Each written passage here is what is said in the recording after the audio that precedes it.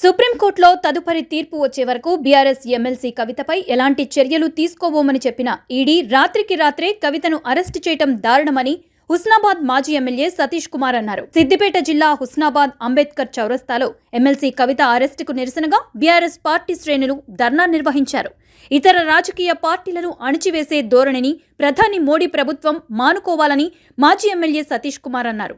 ప్రతిపక్షాల నాయకులపై ఈడీ దాడులు చేయిస్తూ ప్రధాని మోడీ అధికార దుర్వినియోగానికి పాల్పడుతున్నారని ఆరోపించారు. వెంటనే ఎమ్మెల్సీ కవితను విడుదల చేయాలని డిమాండ్ చేశారు.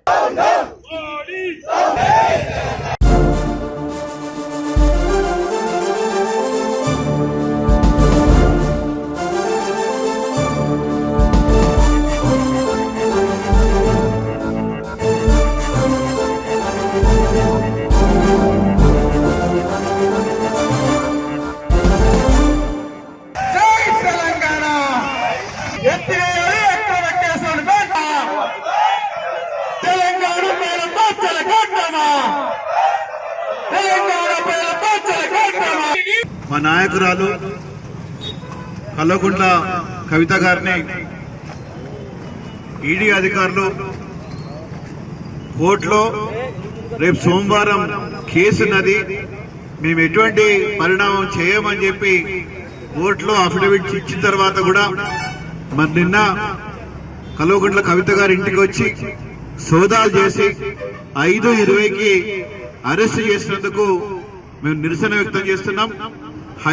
సుప్రీంకోర్టు కూడా ఖాతరు చేయకుండా ఈడీ అనేది అరెస్ట్ చేయడం, మరి అక్రమంగా మహిళను అరెస్ట్ చేసి ఇక్కడికి వెళ్ళి ఢిల్లీ తీసుకెళ్లడం, మళ్ళీ అక్కడ అరెస్ట్ చేయడం, ఇదంతా కూడా చూస్తుంటే కేంద్ర ప్రభుత్వం మోడీ గారు చేస్తున్న కుట్ర లెక్క మాకు అనిపిస్తున్నది.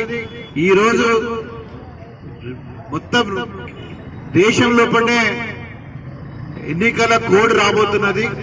ఈ కోడ్ వస్తున్న సమయంలో కూడా బీఆర్ఎస్ పార్టీకి నష్టం చేయాలని చెప్పి కేసీఆర్ గారి మీద కక్ష కట్టి ఇవాళ కవితక్కను అరెస్ట్ చేయడం అనేది అన్యాయం, ఇది నిరంకుశం అని చెప్పి కూడా మేము తెలియజేసుకుంటూ మరి దానికి నిరసనగా హుస్నాబాద్ నియోజకవర్గంలో కూడా అన్ని మండల కేంద్రాల్లో కూడా నిరసన వ్యక్తం చేసినాం. అదే విధంగా ఇక్కడ కూడా హుస్నాబాద్ పట్టణంలో హుస్నాబాద్ టౌన్ హుస్నాబాద్ మండలం కలిపి మన మాతో పాటు బీఎస్పీ వాళ్ళు కూడా వచ్చి నిరసన వ్యక్తం చేసిన కూడా మీకు తెలియజేస్తున్నాం.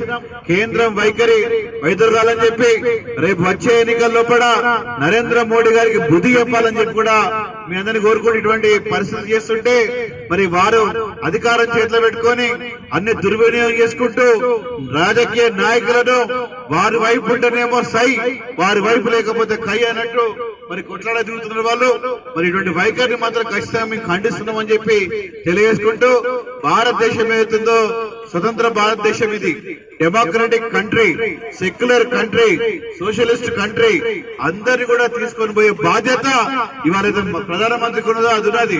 ఆ బాధ్యతలు పక్కబెట్టి కేవలం వాళ్ళ పార్టీకి సంబంధించిన వాళ్ళకే, వాళ్ళకి సపోర్ట్ చేసే వాళ్ళకి దగ్గర తీసుకొని వేరే పార్టీలను అంచివేత కార్యక్రమంలో కూడా ఇవాళ మోడీ గారు చేస్తున్న వైఖరి మంచిది కాదని చెప్పి ఇదే కొనసాగితే తప్పకుండా మా నిరసన కార్యక్రమాలు బీఆర్ఎస్ పార్టీ ఇంకా అధికంగా చేసుకుంటూ వెళ్తుందని చెప్పి కూడా మళ్ళీ ఒకసారి మీకు తెలియజేసుకుంటూ మరి మళ్ళీ వెంటనే కవితక్క గారిని విడుదల చేయాలని చెప్పి మీ ద్వారా కోరుకుంటూ జై తెలంగాణ.